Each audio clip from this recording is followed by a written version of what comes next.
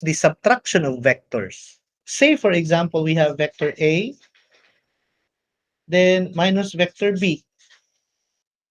This is actually the same with vector A plus the negative of vector B. So whatever the value of vector B, just get its negative value. So if you want to have an A minus B, the negative of B is you turn the vector 180 degrees, or it's the negation of B. So basically, this is your negative B. Then you could also employ parallelogram method or head to tail method if you want to solve it geometrically. The technique is already in your handout. Simply put, kana siya nga B, i-add na ko siya sa mag-head to tail ko. Anay man na siya, di ba? Parallel ana. Ana man na siya B. Oh, that's my B.